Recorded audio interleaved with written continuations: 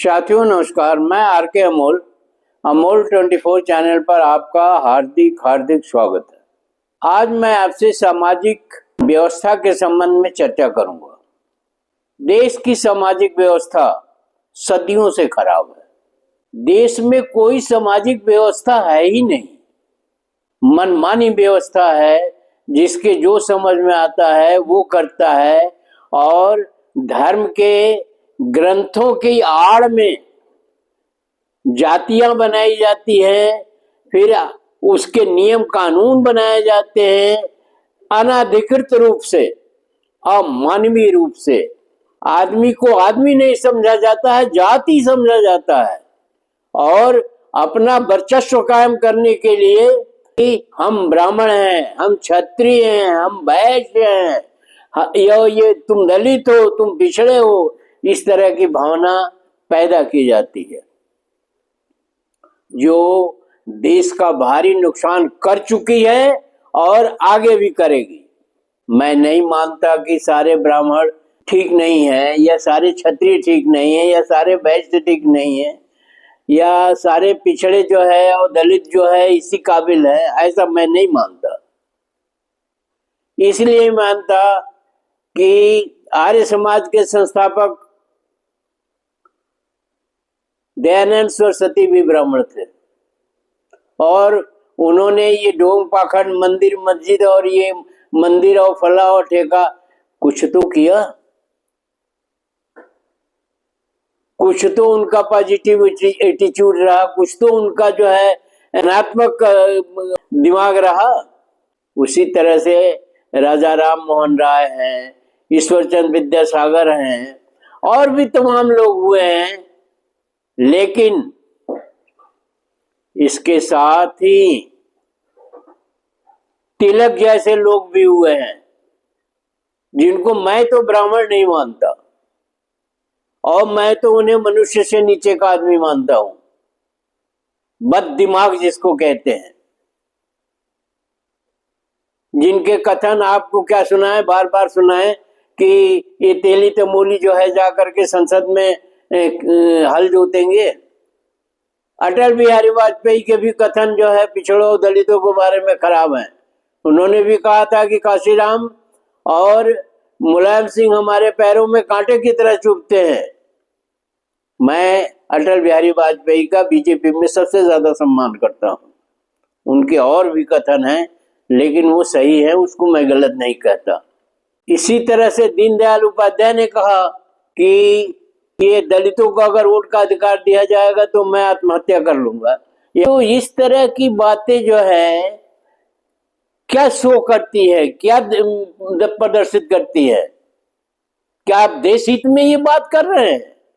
दलितों, पिछड़े और लोग जो शिक्षित नहीं है, शिक्षा का अधिकार भी आपने छीना। आप ताकतवर हो गए तो गरीबों को और उनको सताएंगे, और सताने में आपको मजा आता है। देश तो कुछ नहीं है, यहाँ देश कोई बात नहीं होती है। यहाँ देश की कोई बात ना कभी हुई है ना होती है। यहाँ सिर्फ जाति की बात होती है, धर्म के ढोंग पाखंड आडंबर की बात होती है, मूर्ति पूजा की बात होती है, मंदिर की बात होती है, और उल जलूल त्योहारों की, उल जलूल रीति रिवाजों की, मुंडन संस्कार की, कांवड़ यात्रा की, इसकी और उसकी ये बात होती है, और इसी को धर्म मान लिया जाता है, जबकि ये तो पूर्णतः अधर्म है। ये धर्म नहीं अधर्म है। और ये सन्यासी और मठ, इनके पास अपार संपत्ति, देश की डेड मनी, मतलब जिसका कोई उपयोग नहीं हो रहा, वो पड़ी हुई है। ये ऐसा नहीं है कि साधु सन्यासी है और भीख मांग के खाना खाते हैं। ये एक स्टेट की तरह से है, जमींदारों की तरह से है। इनका एक स्टेट है, मठ है, उसके साथ हजारों एकड़ जमीनें जुड़ी हुई है, और तमाम धन संपत्ति, सोना चांदी, ये सब जुड़ा हुआ है। सबसे खराब, मतलब इससे घटिया चीज हो ही नहीं सकती देश के अंदर। और ये बेविचार भी करते हैं, डकैती भी डालते हैं, चोरी भी करते हैं, और अपशब्द भी बोलते हैं, और वो अपशब्द जो तीर की तरह से होता है। और सरकारें इनका संरक्षण करती हैं। अभी एक रामजी लाल सुमन का मामला चल रहा है, एक वो भद्राचार्य जी हैं, आंख नहीं है फिर भी जो है जबान जो है उनकी ऐसी चलती है जैसे रेलगाड़ी हो। क्या है ये संत, क्या इनका इज्जत किया जाए, क्या इनका मान सम्मान किया जाए। एक ये आसाराम बापू और कौन कौन है, राम रहीम, और अभी एक नया साधु पैदा हुआ है शास्त्री। धीरेन्द्र शास्त्री की उटपटांग बातें सुनते रहिए आप, उसके जो मन में आता है सो बोलता है, और वो देश के सर्वोच्च सत्ता का छोटा भाई है। क्या मजाक है, क्या तरीका है और क्या सोच है। अफसोस होता है कि इस देश में ऐसे घृणित, ऐसे निम्न स्तर के लोग भी रहते हैं जिनके पास दिमाग नाम की कोई चीज ही नहीं, जो पूरी तरह स्वार्थी है, जो पूरी तरह उद्दंड है, और उनके खिलाफ कोई कार्रवाई नहीं की जाती है, बल्कि उनको प्रोत्साहन दिया जाता है सरकारों द्वारा। यह देश के लिए बहुत घातक है। ये साधु सन्यासियों का तो आप या तो इनको एक्सपोर्ट कर दो आप, या इस साधु सन्यासियों को कह दो ये काम करें, खेतों में बिजनेस करें, जो कुछ भी करें देश के हित में, देश के लिए पैसा कमाएं। ये स्त्रियों का व्यभिचार करते हैं, स्त्रियों को बेइज्जत करते हैं, उनका सम्मान नहीं करते। इसी तरह की स्थिति ये जाति व्यवस्था आपने बना रखी है। पूरे ब्राह्मण समुदाय को बदनाम कर रखा है, पूरे क्षत्रिय समाज को बदनाम कर रखा है कुछ लोगों ने, पूरे वैश्य समाज को बदनाम कर रखा है कुछ लोगों ने। अभी मैं एक पोस्ट पढ़ रहा था कि जो बिजली की सप्लाई पाकिस्तान को जाती है रानी की, उसको क्यों नहीं रोका जाता, क्यों नहीं रोका जा रहा है। अब क्या सही है क्या गलत है मैं उसमें कोई टिप्पणी नहीं कर रहा हूं, लेकिन सवाल ये है कि इस देश को कितनी बार बेचोगे आप, किस तरह से बेचोगे आप, इसकी अस्मिता को किस तरह से तार तार करोगे। ये देश ही नहीं रहेगा तो तुम कहाँ रहोगे, कहाँ ठाकुर, कहाँ क्षत्रिय, कहाँ वैश्य, कहाँ शूद्र। दुनिया के किसी भी देश में इस तरह की व्यवस्था नहीं है।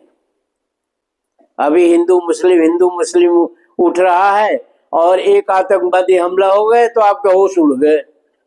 खुदाई हो रही थी तो बुलडोजर क्यों नहीं पाकिस्तान जा रहे हैं, पाकिस्तान के अंदर क्यों नहीं ठोको कार्यक्रम चल रहा है। पाकिस्तान बुलडोजर भेज करके वहां के नेताओं के, वहां के लोगों के घर गिराए जाते, ये जाने चाहिए। जो यहाँ दहाड़ मारी जाती है और कुर्सी धुलवाई जाती है, वहां क्यों नहीं करते आप। एकदम बेईमानी की स्थिति पैदा हो रही है, जाति के नाम पर, धर्म के नाम पर। धर्म का तो पूरी तरह से मजाक उड़ाया जा रहा है। अब आपको हम कुछ जो यहाँ व्यवस्था चल रही है उसी का, मैं उसको मानता नहीं हूँ ये व्यवस्था को। मैं तो मनुष्यता में और मानववाद में विश्वास करता हूँ। मनुष्य हम भी हैं, मनुष्य आप भी हो। आप धनी हो सकते हो, आप विद्वान हो सकते हो, लेकिन धनी और वो कोई क्वालिफिकेशन नहीं। मनुष्य होना एक बहुत बड़ा उपहार है प्रकृति का। आप इस चीज को भी नहीं समझ पाते हो। आप नशे में रहते हो कि हम तो ये हैं, हम तो वो हैं, लेकिन कुछ हर आदमी जो है हर उसमें नहीं है। मीडिया में ले लीजिए, मीडिया में भी रवीश कुमार जी, वो भी तो पंडित है, ब्राह्मण है। वाजपेयी भी तो ब्राह्मण है, दीपक शर्मा भी तो ब्राह्मण है, बहुत सारे ब्राह्मण है। लेकिन सही जो रास्ता दिखाता है या सही बात करता है तो उसका मान सम्मान तो होगा ही होगा। मैं भी करता हूँ, दुनिया भी करती है। लेकिन वही कोई जो है वो कहता है बम विस्फोट हो गया, पाकिस्तान खत्म हो गया, पाकिस्तान में अब कोई जिंदा नहीं बचा है, पाकिस्तान पानी के लिए तरस रहा है। ये क्या मतलब है इसका क्या मतलब है। मैंने चापलूसी का भी निम्न स्तर है। आप अपनी अस्मिता जो है और अपना मान सम्मान और मनुष्य होने का सारा अधिकार खो रहे हैं। इस तरह का माहौल सरकार के संरक्षण में पल रहा है। सरकार इसके लिए जिम्मेदार है। अगर देश के विरुद्ध कोई काम हो रहा है, देश में ढोंग पाखंड आडंबर फैल रहा है, देश में झूठ फैल रहा है, देश में अफवाहें फैल रही हैं, तो इसके लिए और कोई नहीं, सरकार जिम्मेदार है। सरकार बनाई किस लिए जाती है? सरकार जो है नेहरू की निंदा करने के लिए नहीं बनाई जाती है, गांधी को मारने के लिए नहीं बनाई जाती है। गांधी इस देश के शीर्ष पर है। भारत का नाम गांधी के नाम से जुड़ा हुआ है, नेहरू के नाम से जुड़ा हुआ है। आपके कहने से और आपके उससे कुछ नहीं होना है। आप कुछ दिन रहोगे और चले जाओगे, पर ये देश रहेगा। इस देश से जात व्यवस्था का उन्मूलन होना चाहिए, बिल्कुल जात व्यवस्था खत्म हो जानी चाहिए। इस देश से धर्म के नाम पर जो ढोंग पाखंड आडंबर और मंदिर और ये हो रहा है, ये सब खत्म होना चाहिए और मानवता का होना संदेश जाना चाहिए देश के अंदर। सभी मानव है, कोई न दलित है, न कोई पिछड़ा है, न कोई अगड़ा है, न कोई सवर्ण है, न बहुत सारी समस्याएं आपकी खत्म हो जाएंगी। आप तो इन्हीं समस्याओं में, जाति और धर्म और इसकी और उसकी समस्याओं में उलझे हुए हो। आप कहाँ तक शिक्षा दोगे और कहाँ तक आप जो है रक्षा करोगे, कहाँ तक आप देश की रक्षा करोगे? अब हम कुछ महापुरुषों के नाम बता रहे हैं जिनको आप बिल्कुल इग्नोर कर रहे हैं।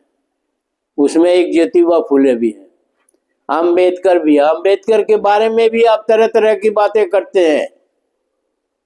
संविधान बनाना आसान काम नहीं है, मनुस्मृति लिखना आसान काम है। लिख दो, इनको फांसी दे दिया जाएगा और ब्राह्मण को ऐसा नहीं किया जाएगा, वैसा नहीं किया जाएगा। ये रामायण और तमाम चीजें क्या है? आप गीता को भी नहीं मानते हो, मानते नहीं हो, पर गीता की आप कहते हो कि नहीं गीता में ऐसा लिखा है वैसा लिखा है। गीता में लिखा है निष्काम कर्म योग, और जो निष्काम कर्म योग होता है, जिसकी सारी इच्छाएं मर चुकी होती हैं, जिसकी कोई इच्छा नहीं रहती है, वो जोगी बनता है। और आपने भी जोगी बनाए हैं, बहुत सारे आपके जोगी साधु संत और ये घूमते रहे। आप भी देख रहे हैं कि क्या है, जिसकी एक भी इच्छा नहीं मरी है उसको आप जोगी कहते हैं और पब्लिक को धोखा दे रहे हैं। तो सवाल ये है कि इस देश को रखोगे आप कि ये ढोंग पाखंड आडंबर और ये जातिवाद और ये और वो रखोगे आप? दलितों की व्यवस्था इतनी खराब थी कि उनको पीने के लिए पानी नहीं मुहैया कराई जाती थी। खाने की तो बात ही छोड़ दीजिए, मरे हुए जानवरों का मांस खाते थे दलित। वो उनकी क्या दुर्दशा आपने की पूरे देश में, धर्म के नाम पर, जाति के नाम पर। ये दुनिया जानती है, इतिहास में है, आप भी जानते हैं। आप जान करके भी अनजान हो रहे हैं। धर्म के नाम पर आपने कितनी लूटपाट करी है। ये कांवड़ यात्रा को प्रमोट करते हैं आप, शर्म नहीं आती है आपको? फूल बरसाते हुए उन वो अब क्या बताएं हम कि कैसे क्या व्यवस्था है आपकी। तो हमारा कहना यही है कि जाति को खत्म करो, आप धर्म को खत्म करो। धर्म ये तथाकथित धर्म जो जिसमें ढोंग पाखंड आडंबर है। 2 ही त्योहार मनाए जाने चाहिए, एक 26 जनवरी, एक 15 अगस्त। इसके अलावा कोई त्योहार ही नहीं है। इसको आप धूमधाम से मनाइए, इसको तो फॉर्मेलिटी आप करते हैं। ये जनता को हफ्तों मनाना चाहिए, 15 अगस्त का और 26 जनवरी का जश्न, तब देश मजबूत होगा। आप पुराण लेके चलते हो, आप वेद लेके पता नहीं क्या क्या लेके चलते हो आप। जब कभी रहा होगा महत्व रहा होगा, आज कुछ भी नहीं है। अब मैं महापुरुषों के नाम बता रहा हूं जो वाकई महापुरुष हैं, जिसमें फूले हैं। उनकी फिल्म नहीं रिलीज हो रही थी, उस फिल्म बनाने वाले को मैं कोटिशः धन्यवाद दे रहा हूं, दिल से धन्यवाद दे रहा हूं।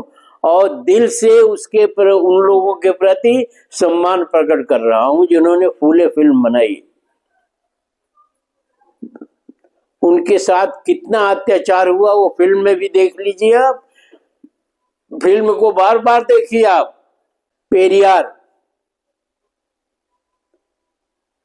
पेरियार ने तो खुलेआम कहा कि ईश्वर नहीं होता है।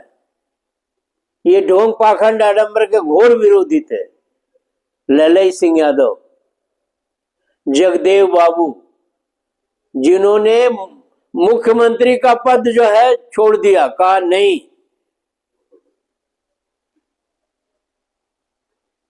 बिहार के पूर्व मुख्यमंत्री कर्पूरी ठाकुर, कितना सादगी भरा जीवन था। आप तो 50 लाख के सूट पहन लेते हो और चलते हो ऐसे जैसे मतवाला हाथी है, तो इस तरह से जो है कर्पूरी ठाकुर नहीं करते थे। इसी तरह से छत्रपति साहू जी महाराज, बाबा साहब का तो नाम ही अजीब है, उनको भी अपशब्द कहा जाता है, जिन्होंने इतनी मेहनत करके संविधान लिख दी और अब आप संविधान के पीछे पड़े हुए हैं। यह लोकतांत्रिक देश है, जैसा है वैसा ही रहने दीजिए और इसमें कोई जो है उस तरह की चीज ना करिए, हरकत ना करिए कि देश फिर गुलाम हो जाए। अगर करेंगे तो ये गुलाम होगा। भारतीय मुसलमानों से आपको क्या दिक्कत है? और अगर दिक्कत है तो आप उस दिक्कत को खत्म करिए, न कि माहौल को खराब करते हैं। अगर भारतीय मुसलमानों से आपको कोई दिक्कत है या दलितों से कोई दिक्कत है या पिछड़ों से कोई दिक्कत है, आप चाहते हैं कि कुछ नहीं, मेरा जो है ध्वज लहराता रहे और मैं चाहे जितने अनाप शनाप काम करता रहूं, मतलब आप बिल्कुल ही पागलों जैसे आपकी स्थिति है और इस देश को भी आप बर्बाद कर रहे हैं उसमें। तो किसी से कोई दिक्कत नहीं है, सबका सहयोग लीजिए और सबको साथ रखिए। जो गरीब है उनकी गरीबी दूर करिए, जो शिक्षित नहीं है उनको शिक्षा की व्यवस्था करिए, जिनके पास रोजगार नहीं है उनके रोजगार की व्यवस्था करिए, जिनके स्वास्थ्य की व्यवस्था करिए, माहौल ठीक करिए। न कि आप मजाक उड़ाते हैं अम्बेडकर का कि फैशन हो गया है अम्बेडकर अम्बेडकर अम्बेडकर अम्बेडकर कहना। वो फैशन है? और भगवान भगवान कह के कहाँ स्वर्ग में जाएंगे? तो आप ही चले गए हो तो स्वर्ग में, अभी यहाँ क्या कर रहे हैं? तो इस तरह की स्थिति है और माहौल को ठीक नहीं किया जा रहा है। करण सेना के पास कोई काम नहीं है, वो बहुत बड़े ताकतवर हैं, बहुत बड़े मतलब बाहुबली हैं या बहुत बड़े बुद्धिमान हैं। तो एक अदना से राज्यसभा के मेंबर या उसने कुछ कह दिया तो उसके पीछे क्यों पड़े हुए हो? उससे तो उन्हीं का मान सम्मान, उन्हीं का नाम बढ़ रहा है जिसने कहा है। जिस रामजी लाल सुमन को कोई नहीं जानता था वो सभी जान गए। ये तो आपकी मूर्खता है। इसी तरह से तमाम चीजें हैं जिसके बारे में मैं यही कहूंगा कि आप अलग थलग किए हुए, जिनका हमने नाम बताया, छत्रपति साहू जी महाराज, अंबेडकर, इन सबको जो है आप बच्चों के किताबों में, छोटे बच्चों और बड़े लोगों की किताबों में ये नहीं डाला गया। ये पाठ्य पुस्तकों में नहीं किया गया। द्वेष बस, ईर्ष्या बस, एक गलत संदर्भ में, गलत संदर्भ से मेरा मतलब है कि सही का सही और गलत का गलत आप नहीं करते हैं। आप पक्षपाती हैं, आप सही रास्ता नहीं अख्तियार करते हैं। ये पूरे देश के लोगों की बात मैं कर रहा हूं। अगर दलितों ने और पिछड़ों ने अत्याचार सहा तो ये उनकी गलती है। मैं उनको भी कहता हूं कि वो ये गलती न करें कि जो अत्याचार उनके साथ हो रहा है वो सहन करें। एक बार हो गया वो तो पीछे इतिहास भूल जाइए, आगे का इतिहास तो सही होना चाहिए। देश पर हमला हो रहा है, देश इतना बड़ा है, इतने बड़े यहाँ शासक हैं, इतने दिमागदार हैं, और आतंकी आराम से 300 किलोमीटर आए, मारे 28 लोगों को, सैकड़ों लोगों को घायल किया और आराम से चले गए पाकिस्तान पर। कितना बड़ा पाकिस्तान है अब ये पाकिस्तान, ये अमेरिका इंदिरा गांधी से थर थर कांपते थे। आज तो उनकी खुद की स्थिति खराब है, तब तो उनकी स्थिति बहुत अच्छी थी जब इंदिरा गांधी ने उनको सबक सिखाया। और आप जो है एक अजीब सा आपका माहौल है, एक अजीब सा आपका कथन है, एक अजीब तरीके से आप रहते हैं, एक अजीब तरीके से बात करते हैं जिसका कोई औचित्य नहीं है। ये देश अभी भी बहुत पिछड़ा हुआ है, बहुत पिछड़ा हुआ है। यहाँ अभी भी कुछ नहीं है, जो कुछ था वो भी बर्बाद हो गया, जो नेहरू ने बनाया था वो भी बर्बाद कर दिया गया, क्योंकि हम इस योग्य नहीं हैं कि इस देश को बना सके। हमारे पास इतना दिमाग नहीं है कि हम इस देश के बारे में सोचें, अपने बारे में नहीं। एक आपने जाति बना लिया, जाति के बारे में सोचते हैं। तो मैं तो यही आपसे निवेदन करूंगा, सरकार से भी और जनता से भी, कि जो सही मार्गदर्शक हैं, मैं कोई भेदभाव नहीं करता। दयानंद सरस्वती को भी पढ़ाया जाना चाहिए, ईश्वरचंद विद्यासागर को भी पढ़ाया जाना चाहिए। मैंने पढ़ा अपने छोटे क्लासों में। अब मुझे वो ध्यान नहीं है कि ध्यान होगा, लेकिन अभी तुरंत कुछ नहीं है कि ईश्वरचंद विद्यासागर की बहुत सारी कहानियां हैं। राजा राम मोहन राय, जो आप जिंदा औरत को उस पर जला देते थे शमशान घाट पर, कितना अमानवीय कार्य था, उनको पढ़ाया जाना चाहिए। बहुत सारे लोग हैं, जगदेव बाबू को पढ़ाया जाना चाहिए, रामस्वरूप वर्मा को पढ़ाया जाना चाहिए, बिरसा मुंडा को पढ़ाया जाना चाहिए, उदा देवी को पढ़ाया जाना चाहिए, झलकारी बाई को पढ़ाना चाहिए। जो देश के जैसे उत्तर प्रदेश की बात है तो उत्तर प्रदेश में इनको पढ़ाना चाहिए, जिन्होंने सही काम किया, समाज के लिए किया और निस्वार्थ भाव से किया, अपने प्राणों का उत्सर्ग भी दिया। उनको तो आप पूछते नहीं, उनको तो समझते हैं ये तो पिछड़ों के हैं, ये तो दलितों के हैं। तो मैं तो आपसे निवेदन करूंगा, जनता से भी कहूंगा कि वो इन महापुरुषों की जीवनी जो है बच्चों के कोर्स में, पाठ्यक्रम में सम्मिलित करे, और इसके लिए सरकार को जो भी सरकार के साथ वार्ता करनी हो, प्रत्यावेदन देना हो, जो भी करना हो करना चाहिए। और भी महापुरुष हैं, को कहते तो कबीर को तो खैर पढ़ाया जाता है, कबीर हैं, रविदास हैं, गुरु नानक जी हैं, और तमाम हैं जिन्होंने समाज को सही संदेश दिया, जिसकी वजह से हम आज इस स्थिति में हैं।